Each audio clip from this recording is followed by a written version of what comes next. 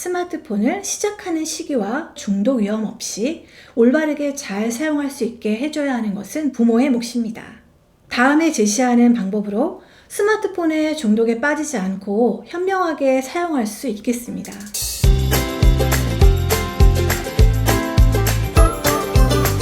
안녕하세요. 재현쌤의 요가쉼터 재현쌤입니다.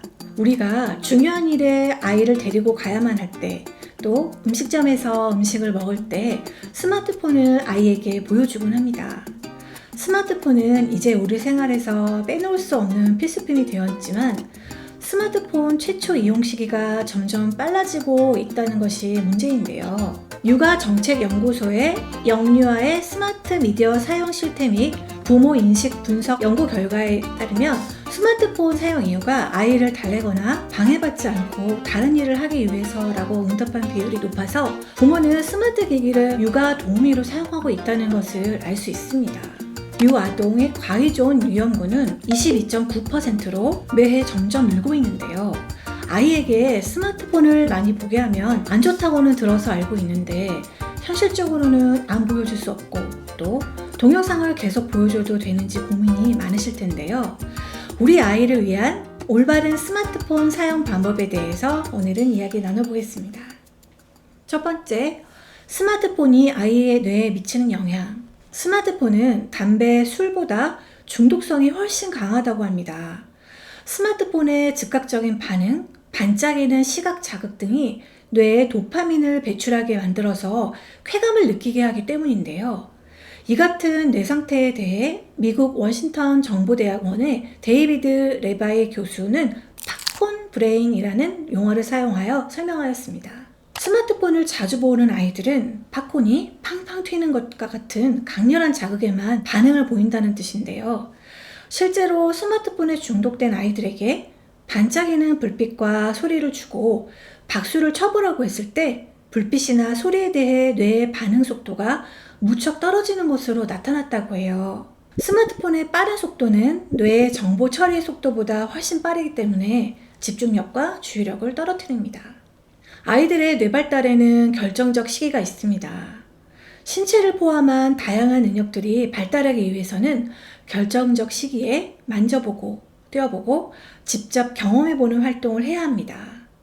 그렇지만 우리가 자극적인 음식에 길들여지면 밍밍한 음식은 먹기 어렵듯이 스마트폰을 일찍 접한 아이는 현실에서의 재미를 느끼기가 어렵습니다.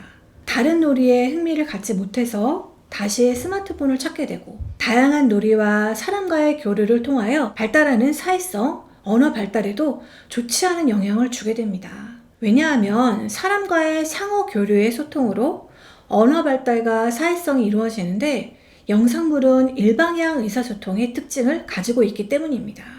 두 번째, 미국 소아과학회 스마트폰 사용 지침.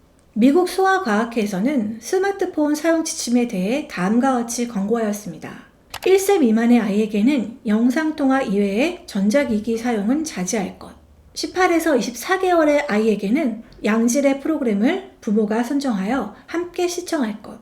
2세에서 5세의 아이도 시청 시간은 최대 하루 1시간을 넘기지 말고 부모가 내용을 파악할 것. 식사할 때 차 안에서 자기 직전에는 전기기기 사용을 자제할 것. 아이가 자신의 스마트폰을 갖기 전에 부모가 사용법에 대한 본보기를 보일 것. 4차 산업혁명이라는 말을 들어보셨나요? 4차 산업혁명이란 인공지능 기술 및 사물인터넷, 빅데이터 등 정보통신 기술과의 융합을 통해 생산성이 급격히 향상되고 제품과 서비스가 진흥화되면서 경제사회 전반에 혁신적인 변화가 나타나는 것을 의미합니다. 이런 시대에 발맞추어 우리 자녀들의 미디어 사용은 불가피한데요. 스마트폰을 이용하는 게 문제가 아닌 스마트폰을 시작하는 시기와 스마트폰의 중독 위험 없이 올바르게 잘 사용할 수 있게 해줘야 하는 것은 부모의 몫입니다. 세 번째, 자녀의 바른 스마트폰 사용을 위해 부모가 해야 하는 일. 자녀의 바른 스마트폰 사용을 위해서 부모가 해줄 수 있는 일이 있습니다. 첫 번째, 아이와 외출할 때는 그림책 한 권이나 아이가 좋아하는 활동 챙겨서 나가기. 아이와 같이 놀이할 수 없거나 아이를 돌보지 못하는 상황 또는 식당에 갈 때 동영상을 아이에게 보여주곤 합니다. 하지만 한번 보여주기 시작하면 습관이 되어 계속 보여줘야 해요. 아이가 잠시 동안 혼자 놀이해야 하는 상황이라면 스마트폰을 쥐어주기보다는 아이가 이미 충분히 다뤄봐서 익숙한 활동, 예를 들면 색연필로 색칠하기나 아이가 좋아했던 활동지 또는 그림책 한 권을 가지고 외출하기를 추천드립니다. 두 번째, 미디어를 보상 개념으로 사용하지 않기. 뭐뭐 하면 미디어 보게 해줄게 와 같은 약속은 하지 마세요. 미디어 사용을 보상 개념으로 말하게 되면 아이는 미디어 사용이 좋은 것이라고 생각할 수 있고 또 상으로 미디어 사용을 계속 원하게 될 수 있어요. 또 아이가 부모와 미디어 사용 시간에 대한 협상을 하다 보면 스스로 미디어 사용을 조절할 수 있는 자기 조절 능력이 길러지지 않습니다. 세 번째, 아이와 스마트폰을 많이 사용했을 때 단점 이야기해보기. 스마트폰을 이용하여 동영상을 너무 많이 볼 경우에 좋지 않은 단점에 대해서 아이와 이야기를 나누어 보세요. 또 스마트폰을 보느라 하지 못한 것들의 목록을 말해보거나 적어볼 수 있습니다. 이렇게 아이가 자신의 상태를 스스로 점검해서 왜 스마트폰을 많이 사용하면 좋지 않은지 스스로 생각해보는 시간을 가져서 깨닫게 할 수 있습니다. 또한 디지털 콘텐츠에서 신조어나 은어, 비속어를 듣고 배워서 사용한다면 이것에 대한 설명을 해주세요. 예를 들어서 폭력적인 게임에서 사람 머리를 뚝배기라고 해서 따라서 사용한다면 그런 말을 쓰면 안 돼 하고 혼내기보다는 뚝배기는 음식을 만드는 그릇을 이야기해. 이것을 깨트리면 산산조각 날 거야. 사람 머리를 여기에 비교할 수 있을까? 어떻게 생각해? 처럼 이런 말들이 왜 나쁜지 아이가 이해할 수 있도록 이야기 나눠볼 수 있습니다. 네 번째, 아이가 즐겨하는 스마트폰 내용에 관심 갖기.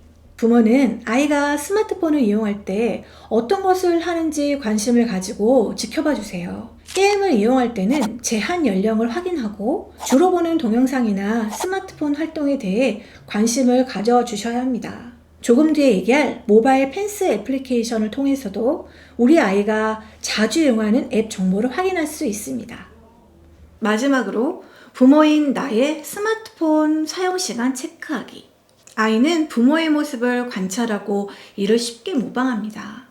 부모는 아이 앞에서 스마트폰을 몇 시간 사용하면서 아이에게는 하지 말라고 제안한다면 아이는 부모의 말을 받아들이지 않을 확률이 높습니다.